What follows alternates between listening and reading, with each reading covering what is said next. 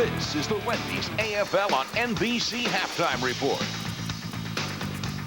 And we've got a little Florida thing going on. Welcome to the Wendy's Halftime Report. Al Troutwig with Glenn Parker. That's usual. What's not is to have someone like Hunkie Cooper in. We've had some great personalities in this league, but you, Mr. AFL, you are dialed in like no one I've ever seen. With the players, the personalities, the stories in the league, the football. The business side of it. How they're running amazing. out with those turquoise green cages on the front of the helmets. I tell you what, that's aging. I've been here a long time, and you see a lot, and you try to learn on the run, and that's what I've been able to do in Arizona with some good teammates and some good ownership, and it's been a great run for me. Same question I'd like to ask you. I'd like to ask Glenn.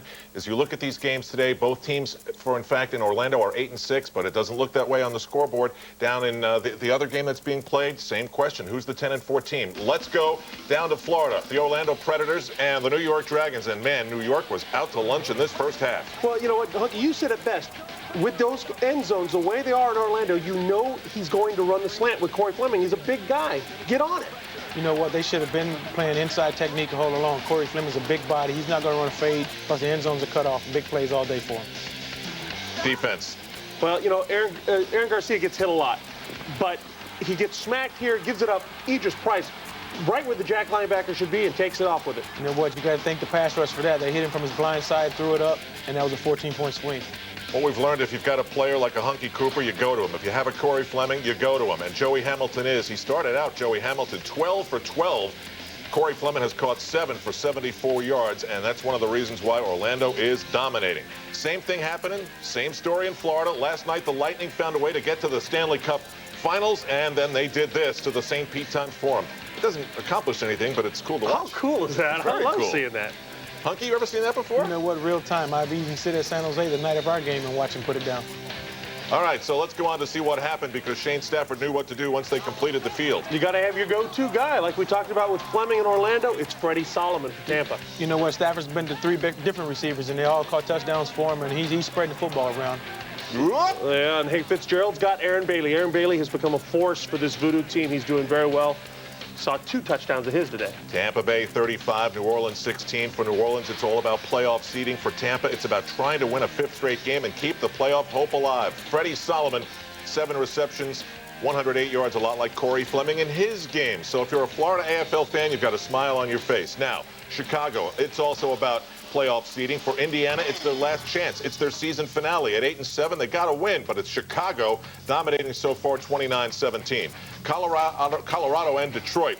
The Fury are done. Colorado's not. They want us to keep and stay in the playoff picture. 2020, and that is the story. So what have you learned here, sitting here in the television studio, about your sport, watching 2 games at the same time? You know what? I wouldn't want to do this for $1 million. Just joking. I would do this. You know what? Come around and watch cameras. It's been a great day for me here with you guys, and just to talk football, be in the studio with you guys, and I appreciate the opportunity.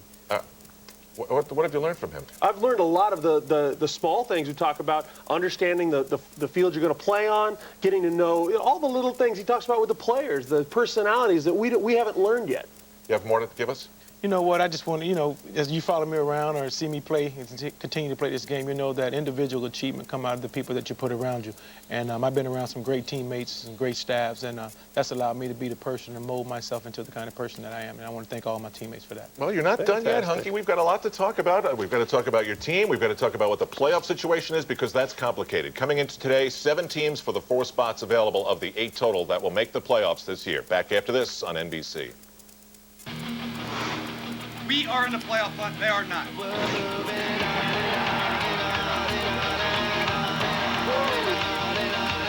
up, and that's it. Playoff hopes remain alive.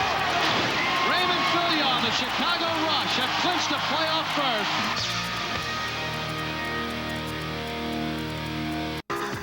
Hunkie Cooper's motion in the slot. Justice going deep for him.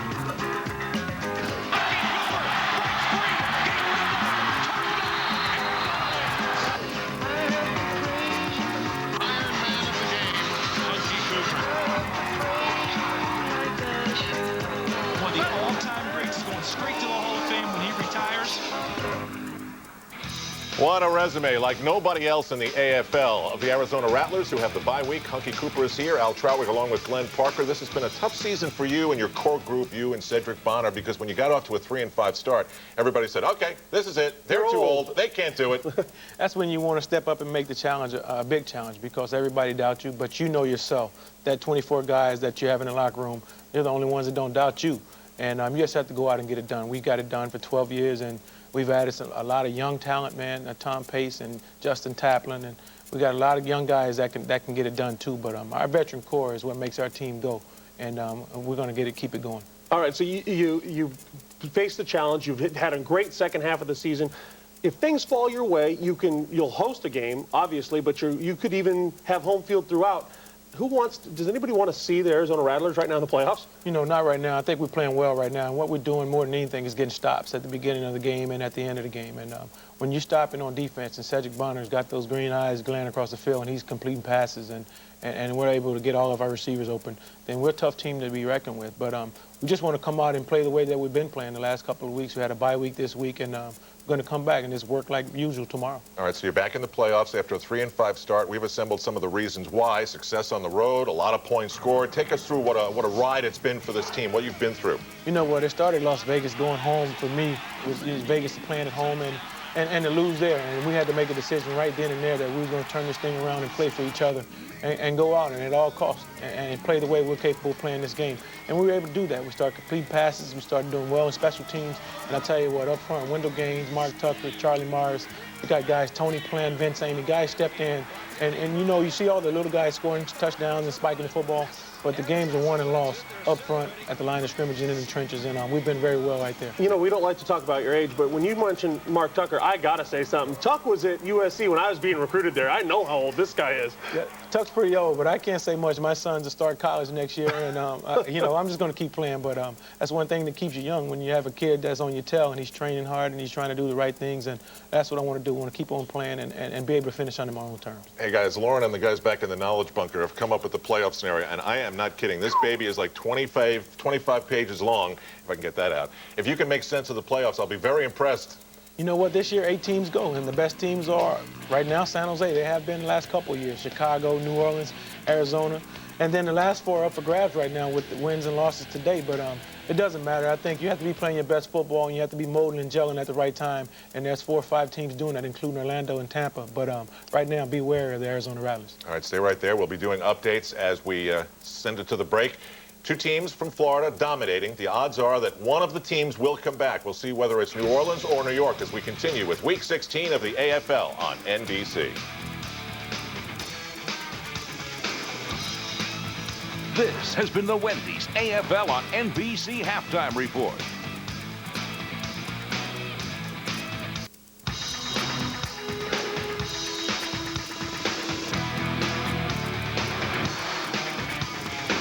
Welcome back to our New York studios. Al Troutwig, Glenn Parker, and Hunkie Cooper. One team clinched the playoff spot today, the Colorado Crush. But after that, we've got 81 possibilities. Where do you guys want to start? With the New York Dragons team that couldn't play today, or the 2 Florida teams that had a lot of muscle? I think the Florida teams, I think Orlando and Tampa both showed why they're headed to the playoffs. They're playing well right now, and that's the kind of attitude and the type of performance you have to have with the playoffs around the corner. Yeah, especially impressed with Tampa Bay coming on so strong. You know, it's almost like, and a Tim Markham team could do this, it's almost like they looked at New Orleans with all the fuss about their 10 wins and expansion. They said, oh, yeah?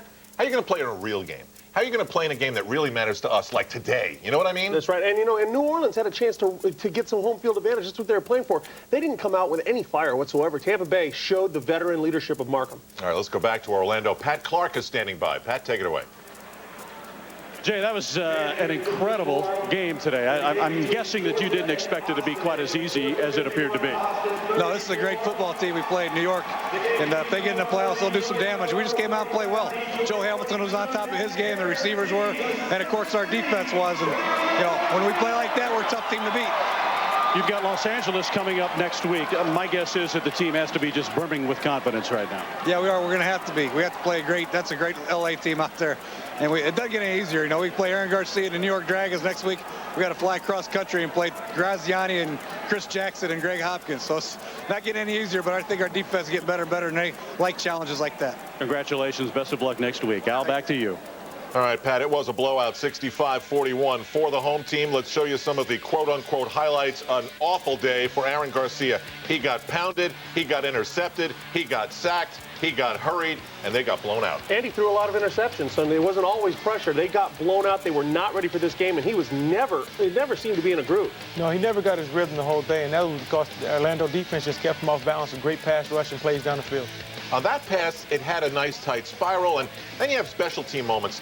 The Dragons start the second half by getting a safety and score a touchdown, and then allow Corey Fleming, of all people, to take back that ball that laid on the carpet forever.